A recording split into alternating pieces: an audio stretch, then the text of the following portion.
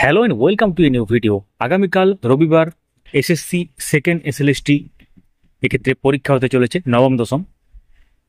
মোট পরীক্ষার্থী প্রায় 3,19,000 এবং একাদশ দ্বাদশের যে পরীক্ষাটি আছে আগামী 14ই সেপ্টেম্বর, সেক্ষেত্রে মোট পরীক্ষার্থী 2,46,000 প্রায়। নবম দশমের ক্ষেত্রে পরীক্ষা কেন্দ্র 636 এবং একাদশ দ্বাদশের ক্ষেত্রে পরীক্ষা কেন্দ্র হচ্ছে 478। এবং আগামীকাল যে পরীক্ষা হতে চলেছে সেক্ষেত্রে প্রশ্ন ফাঁস রুখতে কমিশন খুবই স্ট্রিক্ট। কি ব্যবস্থা নেওয়া হয়েছে, কটার সময় পরীক্ষা কেন্দ্রে উপস্থিতি বা রিপোর্টিং বাধ্যতামূলক, ঢোকার শেষ সময় কটা, হলে ঢোকা যাবে কটা পর্যন্ত, তার সাথে কি পেন নিয়ে যেতে হবে, দামি জিনিস নিয়ে গেলে কি হবে, তার সাথে বিশেষ ক্ষমতা সম্পন্নরা তাদের ক্ষেত্রে যারা বিশেষ ক্ষমতা সম্পন্ন যাবেন তাদের ক্ষেত্রে কি ব্যবস্থা নেওয়া হবে, প্রশ্নপত্রের ছবি তুলে ফাঁসের চেষ্টা করলে কি হতে চলেছে, এই পুরো ব্যাপারটা নিয়ে ভিডিওটি হতে চলেছে। সঙ্গে থাকুন, দেখতে থাকুন, চ্যানেলটিকে সাবস্ক্রাইব করে রাখুন, যারা ফেসবুক থেকে দেখছেন পেজটিকে ফলো করে রাখুন। শুরু করা যাক। তো প্রশ্ন ফাঁস রুখতে খুবই কড়া কমিশন।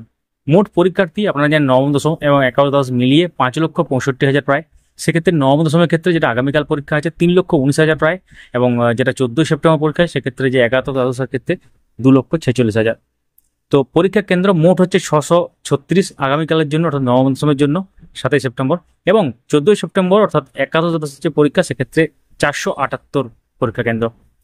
আগামীকাল পরীক্ষার ক্ষেত্রে যে ব্যাপারটা বলা হয়েছে, সকাল 10টায় পরীক্ষা কেন্দ্রে উপস্থিতি বাধ্যতামূলক, পরীক্ষা কেন্দ্রে ঢোকার শেষ সময় 11:45, হলে ঢোকা যাবে বেলা 12টা পর্যন্ত, এডমিট কার্ড ছাড়া প্রবেশ নিষিদ্ধ।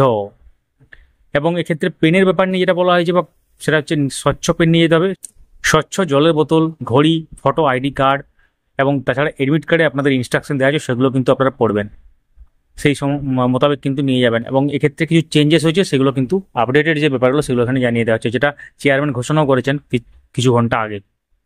তো স্মার্ট ওয়াচ, মোবাইল নিষিদ্ধ। প্রশ্নপত্রের ছবি তুলে ফাঁসের চেষ্টা করলে জানতে পারবে এসএসসি। হ্যাঁ, আপনারা ঠিকই শুনছেন, এটা কিন্তু বলা হয়েছে।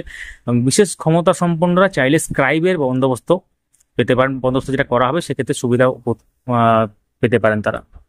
পরীক্ষা কেন্দ্রে দামি কোনো বস্তু আনলে তা রাখার বিশেষ ব্যবস্থা কিন্তু রয়েছে। তো এক্ষেত্রে যারা যারা এই সেকেন্ড এসএলএসটি অ্যাটেম্প করতে চলেছেন তাদের ক্ষেত্রে আমরা একটা কথাই বলবো, বেস্ট অফ লাক, ভালো করে পরীক্ষা দেবেন।